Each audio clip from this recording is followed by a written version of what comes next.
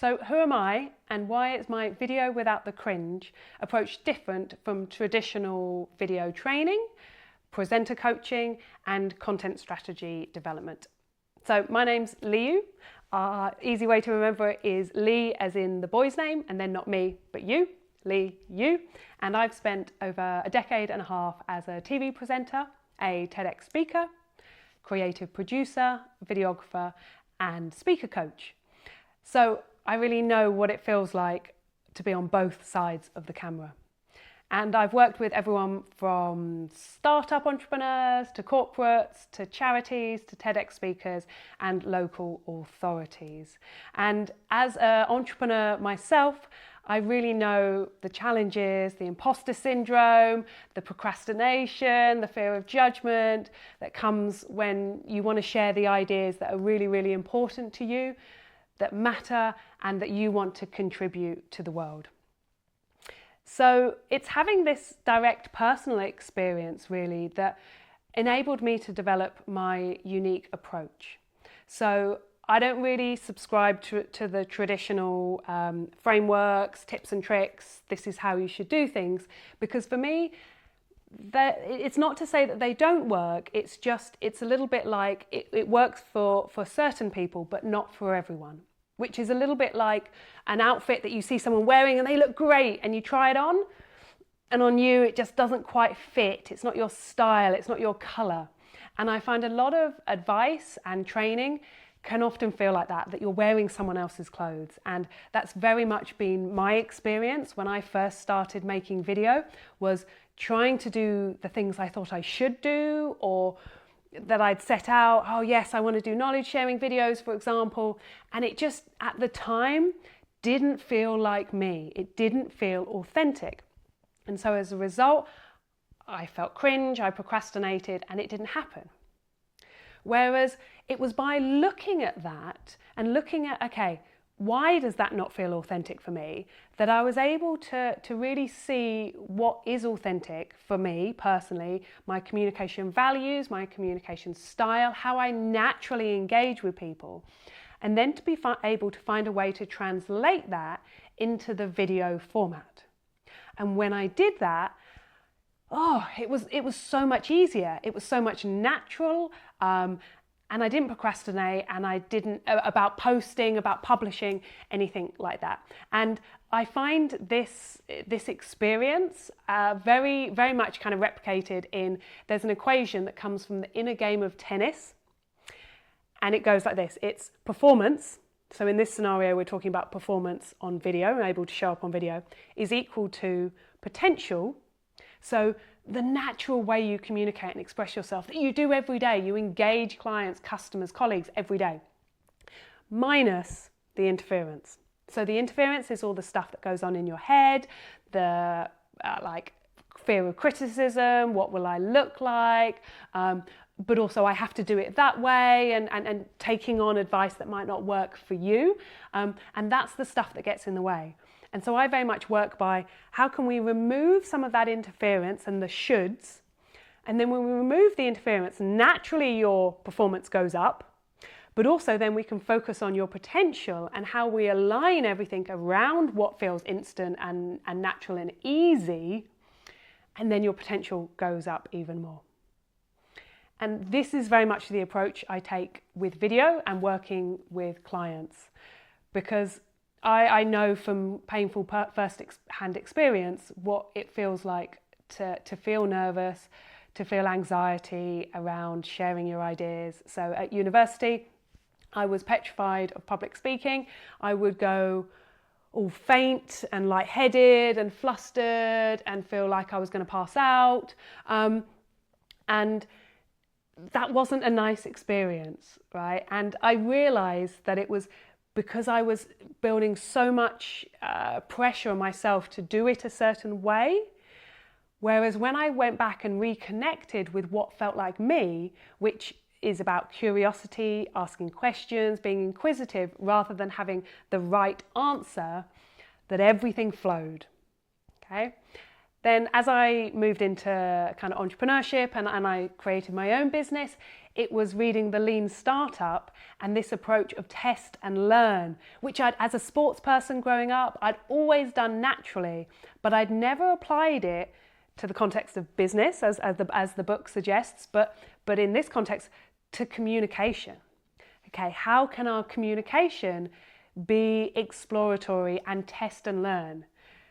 Because I think what a lot of us do is we think we have to work out what we want to say before we say it. But it's a very small space up there. And I don't know about you, but I struggle to know exactly what I think and feel and want to say until I start getting it out and trial it. And maybe it comes out wrong, but you do it in a safe space.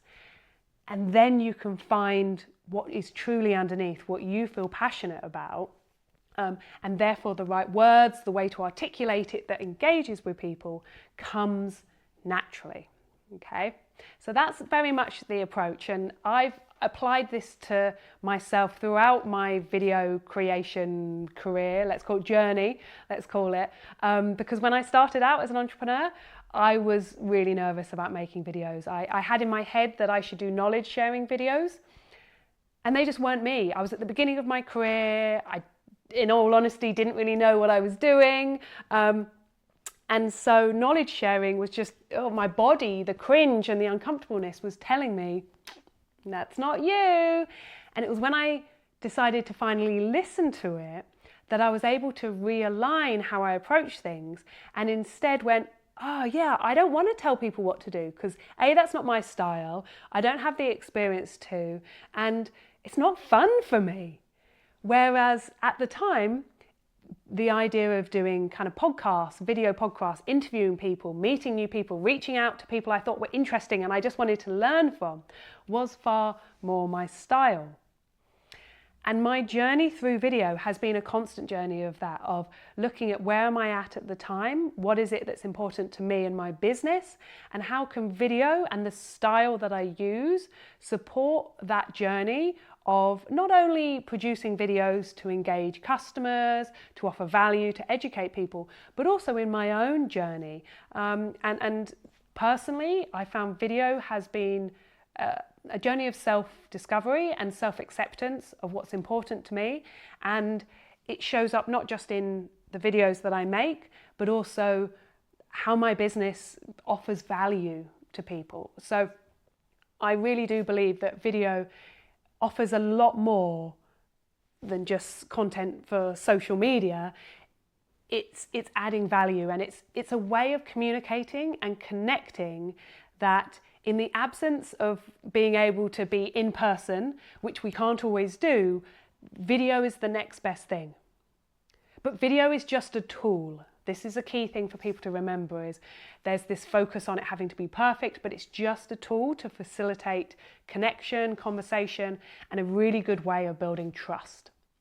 Because we can't hide on video.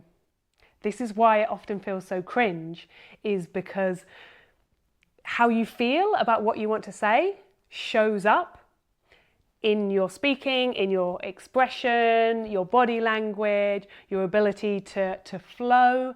And so when we feel cringe about video, it's because we know it's going to show up, that part of us, what we really think. And so the journey of video is about really being able to get realigned with what you think and what you're passionate about, right? And this is why a lot of people feel so nervous about video, is because there is no audience, right? When you public speak, yes, it's scary, it's fun for a big crowd, but it's inherently human. Video is not particularly human because you're not speaking to another person in the room, you're speaking to yourself. Therefore, you don't get that feedback to tell you, A, if you're on the right track, and to also, you don't get fed that energy of connection. You have to generate that energy for yourself. And so if you're struggling with that, it's kind of often showing you that what you're trying to say, you don't feel, you don't believe in, and you're going, oh God, I'm not excited about this, so why would anyone else? So a big part of both my personal journey that I've realized and how I help others is helping them to reconnect with what feels exciting for them. because then you can enjoy making videos in the process and in the creation of it. Plus, you're more likely to show up well on camera, which means people are more likely to connect and engage with you. So there is lots to be learned in so many aspects of video. I'm continuing to be on my journey. I still procrastinate. I still become a perfectionist at times. And whenever I do, I remind myself to go back to who am I naturally? What do I enjoy? And then I'm able to realign with myself. But having the skills isn't everything. Right? The skills on video, it's also a passion and a belief. And that is always evolving for all of us as professionals, as entrepreneurs, whatever we're doing. So I'm very much on that journey, and I love supporting other people to start and to enjoy that journey as well, and the discovery that can come with it.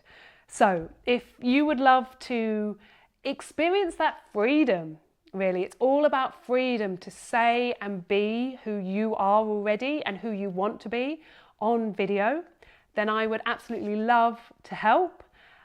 It's my why to help people share ideas. So please do kind of have a look at my packages, and I'd love to be able to help you in a way that enables you to find who you are, how you want to contribute to the world, and how you can do that with freedom and joy.